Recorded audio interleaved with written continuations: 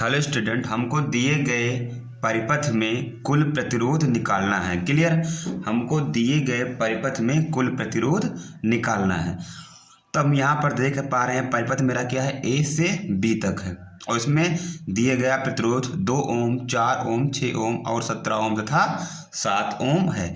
तो हमको पहले निकालना है पी तथा क्यू के बीच में प्रतिरोध, P तथा Q के बीच में प्रतिरोध। क्लियर।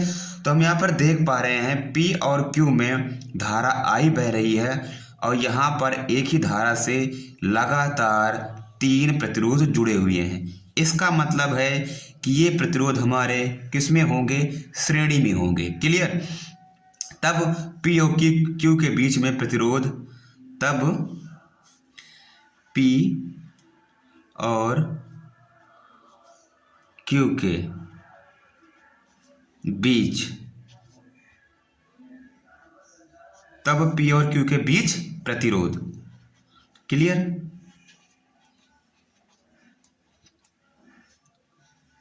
P और Q के बीच प्रतिरोध क्या होगा, तो RS बराबर R1 plus R2 plus R3। जब प्रतिरोध हमारे श्रेणी में रहेंगे तब कुल प्रतिरोध निकालने के लिए हमारा, समतुल्य प्रतिरोध निकालने के लिए हमारा RS बराबर R1 प्लस R2 प्लस में R3। तो यहाँ पर हमको R1 कितना दिया गया है, 2 ओम।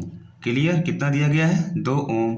R2 4 ओम, R2 हमारा 4 ओम, R3 हमारा 6 ओम। तो टोटल प्रतिरोध हमारा कितना निकल के आया, 4 2 6 6 6 12 ओम प्रतिरोध। क्लियर। हमारा 12 ओम प्रतिरोध निकलकर आ गया है। नेक्स्ट पर है R तथा S के बीच में, R तथा S के बीच का प्रतिरोध। क्लियर। R तथा S के बीच का प्रतिरोध। तो R तथा S के बीच में हम देख पा रहे हैं यहाँ पर ये 2 प्रतिरोध लगे हुए हैं और दोनों एक ही धारा से लगे हुए हैं। यहाँ पर धारा एक ही बह रही है। क्लियर। तो यहाँ पर हम देख पा रहे हैं ये भी दोनों प्रतिरोध हमारे किस में जुड़े हुए हैं, श्रेणी में जुड़े हुए हैं। तो श्रेणी के लिए मेरा फार्मूला फिर से वही है, RS बराबर R1 प्लस में R2। तो RS बराबर R1 हमारा कितना है, 17 ओम, प्लस में R2 हमारा कितना है, 7 ओम। तो RS बराबर 17 3 20 4 24।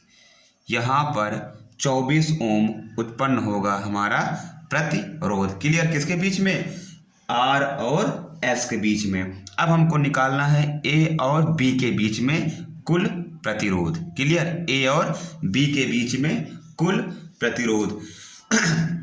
देखो, जब हम A से B के बीच में जा रहे हैं, अभी हम क्या थे, P से Q जा रहे थे, R से S जा रहे थे, तब हमको यहाँ पर सब श्रेणी में मिल रहा था। लेकिन अब हम जाएंगे A से B तक, तो हमको यहाँ पर ये धारा बढ़ती हुई नजर आ रही है। ये धारा I क्या है, I1 और I2 में बढ़ती हुई नजर आ रही है।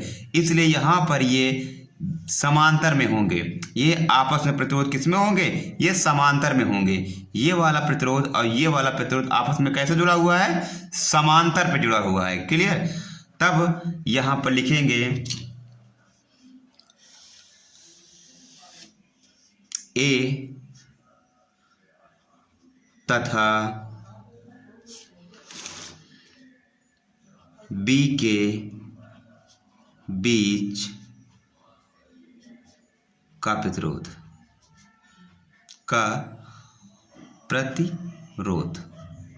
या समतुल्य प्रतिरोध। तो क्या होगा, समांतर के लिए हमारा फार्मूला होता है 1/RP बराबर 1/में R1 प्लस 1/में R2 प्लस 1/में R3 डॉट डॉट। क्लियर। अब हमारे पास कितने प्रतिरोध हैं, देखो ऊपर वाला निकल के आया पी क्यू कितना निकल के आया हमारा 12 ओम। यहाँ पर टोटल प्रतिरोध कितना निकल के आया 12 ओम। और आर एस कितना निकल गया हमारा 24 ओम। आर एस कितना निकल गया 24 ओम। अब हमको ए से बी निकालना है, तो यहाँ पर हमको दो प्रतिरोध दिया गया है 1/RP बराबर प्रतिरोध एक पहला क्या है 12 ओम और प्रतिरोध दूसरा कितना है 24 ओम। क्लियर।